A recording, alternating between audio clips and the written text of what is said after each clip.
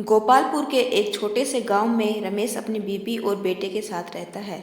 रमेश ज़्यादा पढ़ा लिखा नहीं था, जिसके कारण उसके पास कोई अच्छी सी नौकरी नहीं है। परिवार का पेट पालने के लिए रमेश रिक्शा चलाया करता था। रमेश काफ़ी गरीब था और उसका एक ही सपना था कि वो अपने बेटे को पढ़ा लिखा कर एक अच्छे मुकाम पर पहुंचा सके। एक दिन रमेश अपने कमरे में सो रहा होता है, तभी उसे कुछ हलचल की आवाज़ आती है। उसकी नींद खुल जाती है और वह देखता है कि उसका बेटा सोहन उसके पैंट की जेब में कुछ ढूंढ रहा होता है। रमेश फौरन उठकर सोहन पर चिल्लाकर पूछता है, रमेश, क्या कर रहा है तू? अपने पिता की आवाज़ सुनकर सोहन डर जाता है और कहता है, सोहन, पापा वो मैं।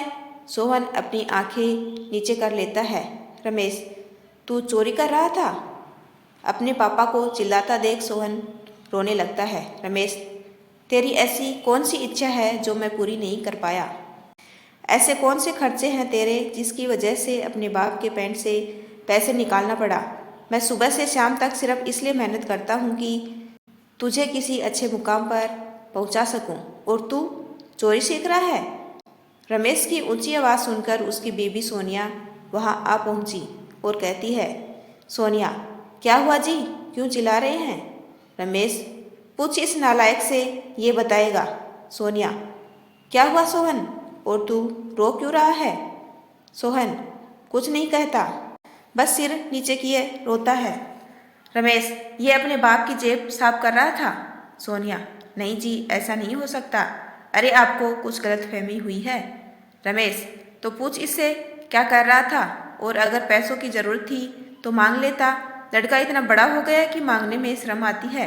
सोनिया, क्या कर रहा था बेटा? तो सोहन कुछ न बोला।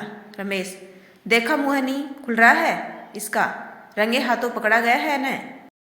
सोनिया, ऐसा क्यों किया बेटा, तुझे कुछ चाहिए क्या? रमेश, और प्यार से पूछो, आरती उतारो इसकी। ये कहकर रमेश वहाँ से चला जाता है और सोनिया सोहन से कहती है, सोनिया, बेटा क्यों चाहिए थे पैसे? सोहन, मैं अभी नहीं बता सकता माँ। सोनिया, अरे अपनी माँ से क्या छुपाना, मैं हूं ना, मैं पैसे दे दूंगी तुझे। सोहन, नहीं माँ, इस काम के लिए मैं आपसे या पापा से पैसे नहीं लेना चाहता। सोनिया, ऐसा क्या काम है सोहन? मैं अभी नहीं बता सकता माँ। यह कहने के बाद सोहन वहाँ से चला जाता है।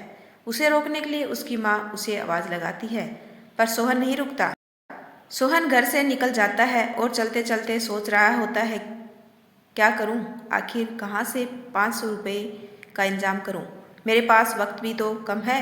अगर आज शाम 5 बजे तक पैसे नहीं मिले तो सब बेकार हो जाएगा। कैसे भी करके आज शाम से पहले पैसे का इंतजाम करना पड़ेगा। सोहन अपनी सोच में खोया होता है। तभी उसका दोस्त हरीश उसे आवाज़ देकर बुलाता है। हरीश, सोहन तू यहाँ क्या कर रहा है? सोहन, भाई वैसे ही परेशान हूँ मैं। हरीश, अरे भाई क्यों होते हो ये? परेशान की क्या बात है, बता। क्या बताई? परेशानी दूर कर देगा? दूर तो नहीं कर पाऊंगा, पर दूर करने का रास्ता बता सकता हूँ। सोहन, मुझे आज शाम से पहले 500 रुपये चाहिए और मुझे 500 रुपये कमाने हैं। अच्छा देख, एक तरीका तो है, पर तू कर नहीं पाएगा। सोहन, बता बता, मैं कर लूँगा, मेहनत का काम है भाई। सोहन, जितनी भी मेहनत हो मैं कर लूँगा। हरीश, अच्छा मार्केट चल, बताता हूँ। रमेश और सोनिया शाम को घर के कुछ सामान लेने जाते हैं और रास्ते में सोहन के बारे में ही बात करते हैं। रमेश, क्या लगता है सोहन पैसे क्यों ले रहा था? सोनिया, पता नहीं जी। रमेश, तुम तो उससे बात करने वाली थी ना? सोनिया, हाँ, पर उसने कुछ बताया ही नहीं, वो बोला कि कुछ काम करना है। रमेश, तुमने कुछ पूछा नहीं क्या काम? सोनिया, पूछा पर उसने बताया नहीं, वो बोला अभी बता नहीं सकता। रमेश, ऐसा क्या है जो बता नहीं सकता? कहीं वो किसी गलत काम में तो नहीं पड़ गया?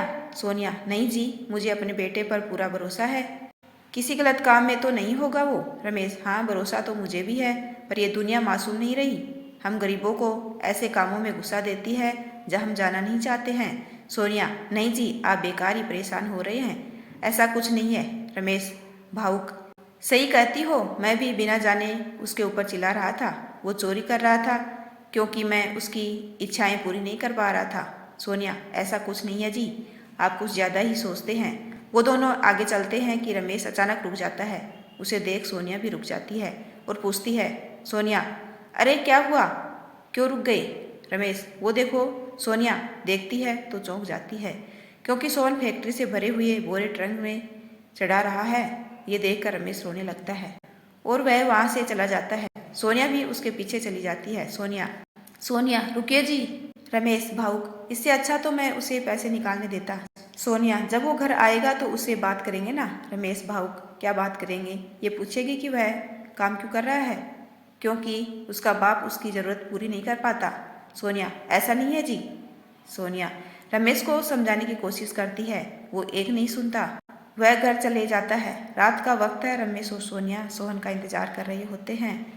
रमेश, ये लड़का अभी तक आया क्यों नहीं? सोनिया, आता ही होगा, अभी परेशान न हो।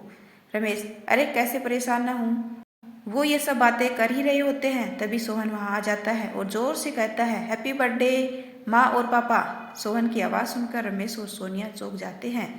सोहन के हाथ में एक केक होता है और वह कहता है, सोहन, याद है मैंने आपसे पूछा था कि आपका जन्मदिन कब है, तो आपने कहा था हमारा जन्मदिन 1 सितंबर को आता है और आज 1 सितंबर है और मैंने आपको वादा किया था कि मैं आपका जन्मदिन मनाऊंगा। ये सुनकर रमेश सोहन को गले से लगा लेता है। रमेश, तू हमारे लिए ये सब कर रहा था और मैं तुम्हारे ऊपर इतना चिल्लाया, मुझे माफ़ कर दे बेटा। सोहन, अरे पापा ऐसा कुछ मत कहिए, चलिए केक काटते हैं। और उसका पूरा परिवार मिलकर केक काटता है और खूब मस्ती करते हैं। यदि आपको मेरा छोटा सा प्रयास अच्छा लगा हो तो चैनल को लाइक शेयर एंड सब्सक्राइब कीजिए। आपका अपना कीमती समय देने के लिए दिल से धन्यवाद।